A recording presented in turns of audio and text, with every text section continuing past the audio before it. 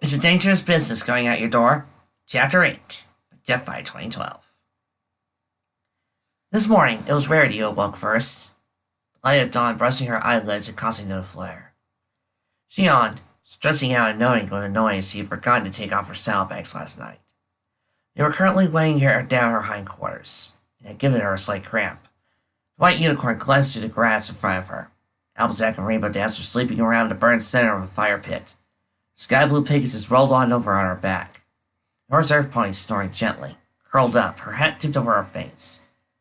Rarity thought it looked extremely peaceful, free of worry and care. She rose to her hopes. She had a very interesting dream, involving a fashion show and Nightmare Moon. What was it about this journey that was making her dream? She was doing it much more than she normally did. Perhaps it's all the changing scenery, she thought. It's stimulating my imagination. Her stomach gurgled. It certainly seems to have stimulated my appetite. Rarity turned away from the fire pit and began to wander through the tall grass, experimentally nibbling on the tips of blades as she went. White Unicorn had not gone far when a scent wafted through her nostrils. Is that? She waded through the grass, which was becoming taller. Cattails suddenly sprang up amid the grass around her, and the ground became spongy. Rarity parted a current of grass and found what she had smelled. A small pond, lonely and smooth amid the tall grass. It seemed to be filled with rainwater, as there was no stream feeding it. She walked to the edge, bent down and gave it a sniff. The water was quite clear. A smile curled on her lips. I haven't had a bath in days. It was not like a hot tub with lavender bath salts, but it was better than nothing. She had sweated horribly yesterday. Applejack would never have allowed it. Too much wasted time, she would say. But Applejack was asleep, wasn't she? Slipping off her saddlebags, the white unicorn wading into the water, which came up about mid-fetlock. Sitting back in it, she began to splash across her body with her front hooves, delighting to feel clear water across her coat. It was somewhat chilly, but with the sun already warming the fields, not unpleasantly cold. She started humming something to herself. She was growing louder and louder as she moved across her body, dunking her hair in the water. In a little time, she was singing. The road goes ever, ever on and on, down the road where I began. Now far ahead the road has gone, and I must follow it if I can.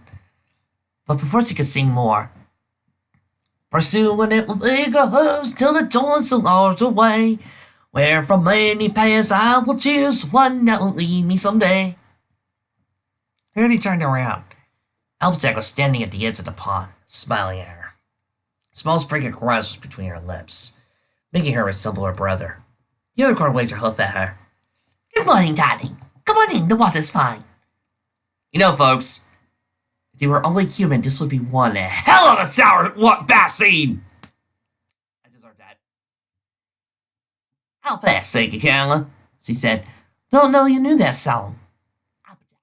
Every pony knows that song. I learned it in school for some cult on the playground.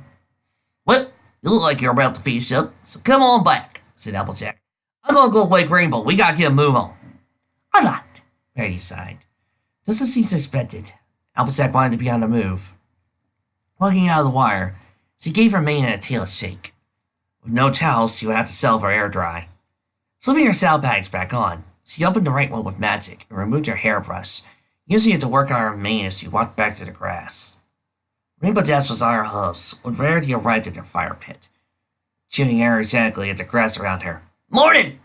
She muttered in between bites of grass. Good morning, Rainbow Dash, Rarity replied. She was feeling chipper. Her bath and a good night's sleep had done wonders for her mood. I'm terribly sorry for falling asleep on you two. I was just so exhausted. It's okay, Rarity, said Dash. She and Applejack had decided not to tell Rarity about the howl they heard in the night. Sky Blue Pegasus returned to her grass. This means you'll be worrying for more galloping today. Rarity frowned. Are you going to be joining us in the galloping again? Maybe, Dash said in a non-committal voice. Might fly today. Some boy's got to keep an eye on our surroundings. I don't see why you would need altitude for that, Rarity replied. Things around here are pretty flat, in case you haven't noticed. Doesn't hurt to be able to see far off, though, Dash said. In case something's coming. Applejack winced. Something, Rarity repeated, no suspense in her voice. Like what? Sky Blue Pegasus quickly realized her mistake. Oh, you know, like ideal ponies. We wouldn't want to surprise him if they're supposed to be afraid of strangers, right? Verity fluttered her lying eyelashes, pondering this answer. There's something she's not telling me. She gave her mane another good swipe at the breasts. All right then, she said. It's not up to me. You decide. But I suppose it might be a good idea to have eyes in the sky. Well, start off on the ground, Rainbow Dash said, her mouth full of grass. Maybe switch to flying as we go.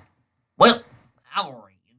Applejack said, slipping her saddlebags back on and tightening the straps on her mouth. Are you ready? Just a moment, she said, using her magic to open her saddlebag. A mirror floated out. She examined herself in it. Mane was a bit unkempt. For how little work she had been able to do, it looked pretty good. All right, be on the way. With that, the three of them set off, using the rising sun behind them to assure they remained on a westward course. Rarity was pleased to find that she was keeping a good pace easier today. Perhaps the long night's sleep had really done her that much good. Oh, I'm getting more muscular, she thought. She frowned at it. Bulky is not in. Most decidedly not in. She did her cardio thrice weekly to stay trim, of course, but she wanted no part of the muscles that wrapped up Applejack's legs, and saved nothing of Rainbow Dash's lean, almost angular body. When she thought about it, she realized she couldn't get bulky muscles from running. Of course not. Perhaps it was her endurance that was improving. Whatever it was, at the moment she was just happy not to feel worn out. But then she remembered that muscle fatigue always hits hardest on the second day. Drat! A shadow wheeled overhead. She looked up. An eagle? Something beautiful and dark and decidedly birdy, that was for certain. Gave her an idea for a new dress. So how to remember to sketch it when we stop for lunch, she thought. My, these wandering thoughts do make time pass more quickly. The planes rushed past them as they galloped. The grass gradually getting shorter, seeming to be warmed more and more by the wind, perhaps more frequent footfalls, until it lowered to about mid-fetlock. Even now, there were no signs of development or civilization. The golden fields appearing as wild and untamed as they had from the trio's first glimpse of Guidedale. Perhaps the stone marker from before was a bear-laid claim. Perhaps the Dale ponies didn't actually live in the eastern portion of the country, and explained why they never seemed to venture into Equestria.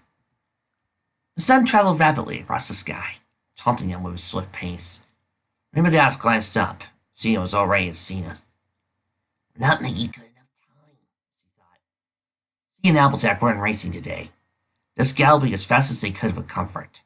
They seemed to be covering less ground. It was what she had feared from the beginning. Even at a relatively swift pace, their running was no match at all for flight. She had not known that from the beginning, but this potent reminder of just how much time traveling on hoof wasted was grating for her. She couldn't calculate how much time it would take to reach the Archback Mountains at this pace. Math was never her forte, but she knew it was too much time for her liking. They were on the 5th day since Twilight Sparkle had been stricken with horn rot. They had 9 days left. And that was if they wanted to push their luck. Just remember, 5 days, we're not close, you're going in alone, she told herself. She was committed to the idea. It made her run a little faster. So as much as she wanted to get the job done, she didn't like the idea of leaving her friends behind. She wanted to give Applejack and Rarity a chance to get there in time. Maybe they would. She hoped they would. By noon, they decided to stop for lunch. The grass was still at mid-fetlock, so they had to do it a bit more by racing and grazing to fill their bellies with coarse golden blades. Applejack roamed north, away from the others, nipping grass as he went. Then something that was most certainly not grass. It was too feathery and thin. She looked down more carefully and saw a short stalk protruding thinly from the grass. It too was golden, but slightly browner than the grass that surrounded it. They were more like it. As she looked further ahead, they crowded out the grass and grew taller and taller. It was white! The orange-earth pony exclaimed. A tall outgrowth of wheat. Actually, a field of wheat, stretching away in front of her, springing abruptly from the middle of the rolling grass. It wasn't quite the wheat she was used to, wild and rough, but it was wheat. There was too much of it concentrated here to be an accident of the wind. Some pony planted this. Y'all! Applejack exclaimed, turning and riding back through the thieves. Y'all come here! Look at us! She hadn't wandered farther away than she thought. But they were a saddle in a few low roll hills. She had a clear line of sight of Rarity and Rainbow Dash. He looked up at her approach. You won't believe that! She broke up. A A low rumble began to vibrate in chase. Y'all feel that? Rumbling was getting stronger. It was no longer merely felt. I hear it! Rainbow Dash said, perking up in the air. What do you suppose it is? Rarity said in a panic. She glanced all around her. An earthquake? Rainbow, go take a look, Applejack said. She was worried. Well, the owner of that howl was coming. Sky Blue Pegasus blasted up in the sky, stopping at a hover high off the ground. Rarity and Applejack watched her twist her this way and that, turning south, west, north. Then they saw her draw back in the air, bodies playing frantically in evident shock. She bent over the waist and dove back toward the ground, moving so fast Rarity worried she wouldn't crash. At least that a moment Dash pulled back into a hover, soaring in the air around two glaring ponies. A few flashed barred to the ground. Rose-colored eyes were wide. What is it? What's wrong, Rainbow? Applejack said. Will you sleep? Rainbow Dash took a few deep breaths and puffed out, Ponies! What? Before Dash could clarify, the rumbling rose dramatically in volume, pulsing thunder through the air. It was coming in from the north. 3 ponies turned toward it, where a shallow hill crested. For a brief second, they saw a thin line of stalks appear over the hill. They then appeared, bursting over the hilltop, powering through the grass. Ponies! A thundering stream of earth ponies came galloping over the hill. They were a neat group arranged in orderly rows, 5 ponies to a row except in front. And the head of the procession was a row of 3 ponies, and ahead of them, a whole body's length ahead, 2 ponies galloped side by side. Dark red pony and a medium gray pony. The group was enormous, at least 100 strong by the time the last row cleared the hill. It took the 3 traveling ponies a moment to realize that the large group was headed their way. Easy, girls, Applejack said. Probably not looking for trouble. Didn't you notice their spears, Applejack? Verity replied, worry in her voice. Applejack looked again. Sure enough, each pony had a long, stout spear mounted to a harness on their flank. As they advanced, the sight was like a moving forest of thin trees.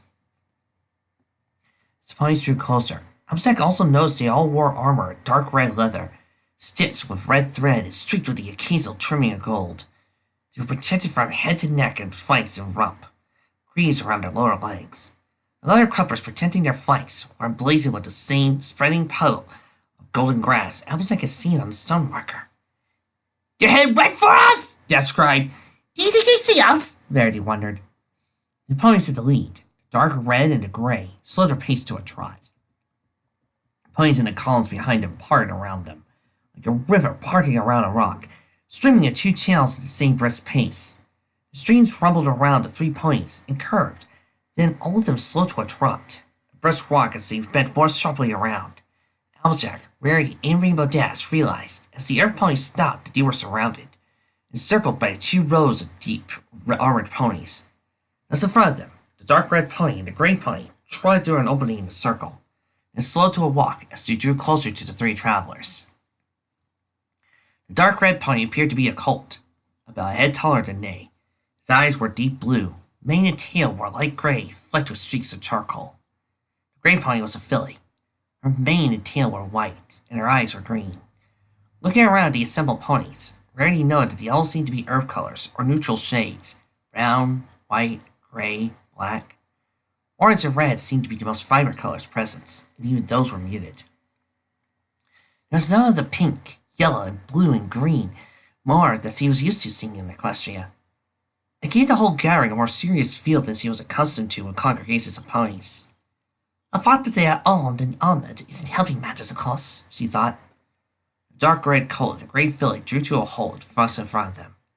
Still keeping her eyes open for details, Rarity noticed the colt's chaperon had a crest in it, in between his ears. A gold circle, evidently supposed to be a compass, with markers for the 4 directions. The device had a silver pointing to the right. He's evidently a leader, and he addressed him in a sharp, clear voice, slightly accented. Unicorn, Pegasus, Earth Pony of Equestria. What is your business at Glidedale? The 3 Equestrian ponies were dumbfounded for a moment. Verity gathered herself first. When new ponies meet for the first time, interjections are generally the polite way to begin.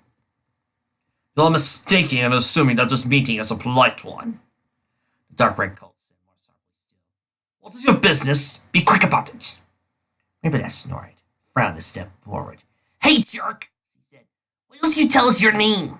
Then I can tell you mine, and maybe more. Gratefully, the cold spies stepped forward.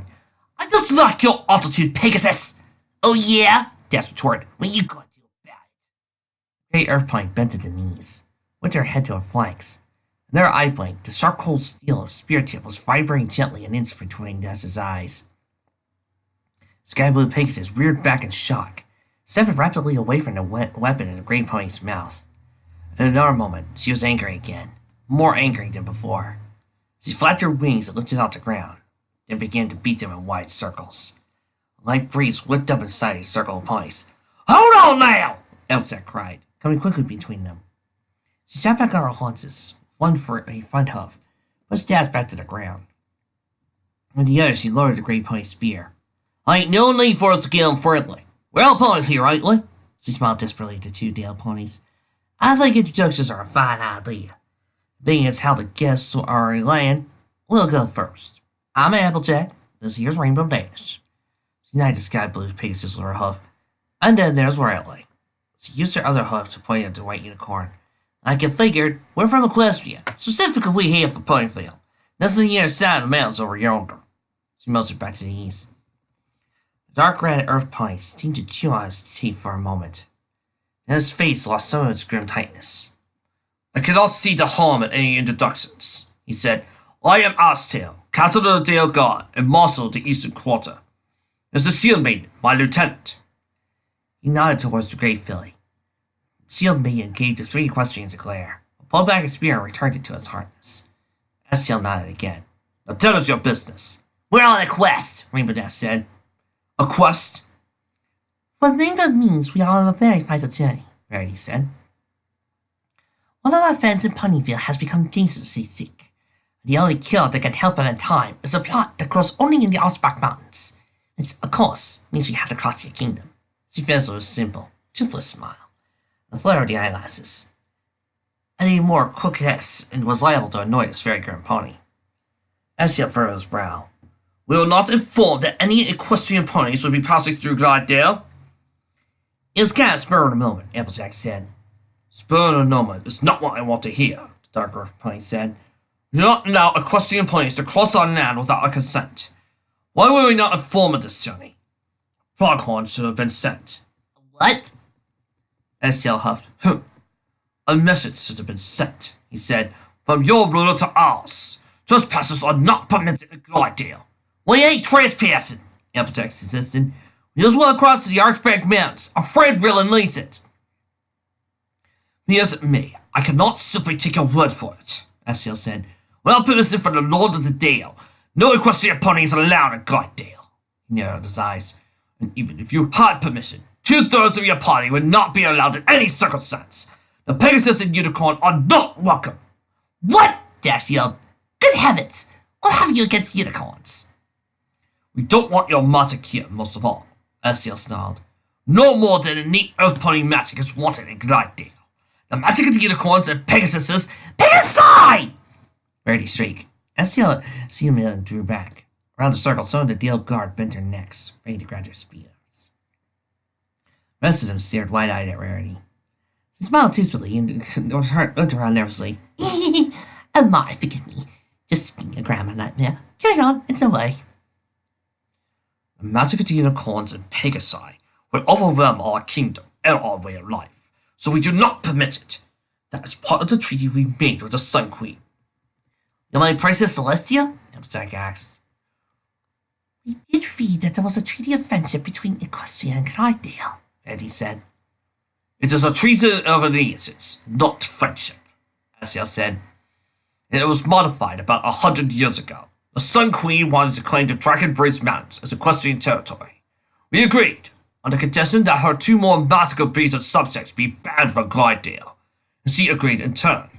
We honor her for erasing our son each day, but that is to the extent we need her land and its magics. There's nothing wrong with Pegasuses, Rainbow Dash said. Rarity's eyes twitched, but held her tongue. Not in your country, perhaps, as Tail said. How do you get your rain? What about your snow? What about your wind? We take what the world gives us, and we get to it. That is our freedom, Estiel said. He shook his head. I'm wasting time debating this. You can go no further. Turn back now, and we won't take you into custody. Applejack's temper suddenly triggered. We ain't going nowhere but forward, she snarled, stepping forward. Our friend needs this plant, or she might die. You have no way of proving that to me, Asiel said. We have dragon fire, Verity said. She used her magic to open her saddlebag and pull out a glass bottle with spice fire. She noticed that Asiel's eyes widened as he did.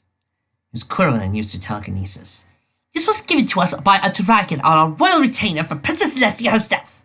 It will transmit messages instantly to and from the dragon that breathed it. Why would we be carrying it if we didn't need to send something back home quickly? Good sir, we are not liars. We are in desperate need. Asiel trained his eye on the ball of swirling purple-green fire. His lip curled, so he was teasing something unpleasant. This might prove your case, he said slowly. His blue eyes grew hard again. But it just as easily connotes sinister motives. We do not write much down in Glydia, but we do send communication back and forth between the quarters, especially concerning the Day of God. A single slip of paper could contain the linchpin of our God's movements throughout the kingdom. And you could send it to your Sun Queen with a figure of flame, you say. A fine device in the event of an invasion, cloaked in a story calculated to play our heartstrings. Applejack increased the level of rage she hadn't experienced in years, not since her parents had died. The image of Twilight, suffering and dying because of this cult, burned into her mind and drove her temper to a towering height. And he thought she wasn't telling the truth. She, who held honestly so dearly. We ain't lying! I can't believe y'all think we're lying, she snarled, voice thick and feral. Keep telling you, this is a matter of life and death, so y'all got two choices. Get out of our way or get out of them spears. She launched herself forward a single step, snorting thickly from her nostrils. Asiel flew back a few paces at her ferocity. Rima Dash and Rarity were almost equally shocked, but the sky blue Pegasus summoned her own anger. She rose to the air again and again, beat her wings. Circle, whipping up a breeze that tossed the manes of the assembled ponies. Asiel confronted himself quickly. Blue eyes softened. He blinked. Please calm down, he said to the furious Applejack. I did not mean to inspire such fury. He tilted his head to the side and looked at her, eyes now keen and calculating. My mother once said to me that one can take the true measure of a pony if one sees them in a rage. Your anger is real, and it can't come from our rudeness. He walked a few steps closer to Applejack and said very softly,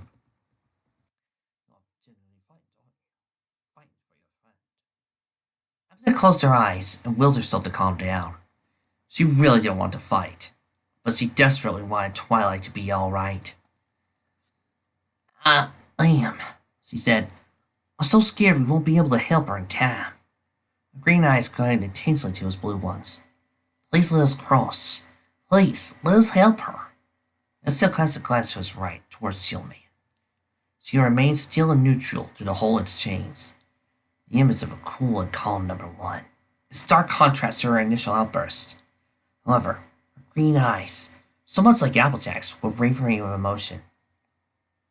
She gave Asdale a sidelong glance, and her stern face eased a bit. The dark red earth pony sighed for what seemed 1,000 time. You at least deserve a chance to state your case, he said. Please forgive our slowness. You're all on edge. You've come at the most dangerous time of the year. The Kamungas have begun their annual run. What's a Kamunga? Verity asked. As if on cue, a long, rolling howl floated across the plains, chilling the spine of every pony that heard it. Asdale saw his Dale guard begin to visit. Steady! He called over the heads of the equestrian ponies, fixed Rarity with a gaze. That is a Kamunga, he said, turned sharply around and addressed the black pony with an orange mane. Stop sound. How do you reckon? The pony narrowed its violet eyes, swivelled its unusually long ears its way. From the east, he said a few seconds later, about 12 miles away. Let's hope they don't head our direction, Shieldman muttered. Dear God, assemble! Asdale shouted. The pony circling the three travelers broke apart, where she to the left began to move back into rows. Asdale turned back towards Applejack, Rarity, and Rainbow Dash. I want to believe you're telling the truth, but the decision to allow you passage is not mine to make. Here's what I can offer. You will come with us. You will follow us to my fastest of Greyswald, and there you will pass the night. In the morning, we shall escort you to Tacombe, our capital. There, amidst the timbered court, you may plead your case to Lord Hammerhoof. If, and only if he permits it, you will be allowed to cross the remainder of Glidedale. If he denies you passage, a leader of Dale Guard will exhort you back to Dragonbridge Mountains. That is your only hope for forward progress. He concluded, as you test your ticket. It sounds like a long trip out of our way, Rainbow Dash growled. Astiel shook his head. Your outposts are beyond our western border. He said, Grayswell is to the west of here. Tharcombe is further west still. It lies at the center of Glidedale. You'll travel the same direction you are going to travel to begin with. Rainbow Dash began. Ready to start the Skyblue Pegasus in the ground. Do give us a moment, sir, she said over her shoulder. She used her other hook to corral Applejack. Hey! Astiel said. It seems to be our only choice, Randy said in the huddle. Unless either of you have a better idea? Rainbow Dash snored. There's too many of them to fight. I don't want no fight, Applejack said, stomping her hoof. I don't like putting order around. But we're still going to be heading west. I don't see harm to going with these ponies. At least for a while. Dash looked like she wanted to argue. Seeing the minds of her companions made up, she lowered her head and grimaced. Fine, she said. You know there's no way these ground ponies can hold me. I guess we can follow your boyfriend here for a while, AJ. Applejack gave Rainbow Dash such a glare that the Skyblue Pegasus nearly jumped in the air. Don't you ever let me catch you saying that again, Rainbow Dash, or I will clip you. Okay, sorry, she said. Just having a little fun. You know, that thing we used to have but apparently don't anymore. The season turned to Astiel. We'll go, y'all. Astiel nodded. Thank you, he said. He and Shieldmane were the only ponies left near them. The rest of the deal ponies only reformed their earlier roles. You'll ride up for front with Shieldmane, and our pace will be brisk, so keep up. We won't slow down for you. Must clear this area quickly before the Commungers arrive. Come, Shieldmane said, twisting her head. The three equestrian ponies fell into line behind her and Astiel. They trotted along the lines of the Dale Guard to the head, where they slid themselves in front of the 3 rows of ponies. Brady was beginning to feel nervous. He had no idea how fast these Dale ponies typically traveled. It can't be faster than Applejack and Maple's pace yesterday. Cut it? She wondered.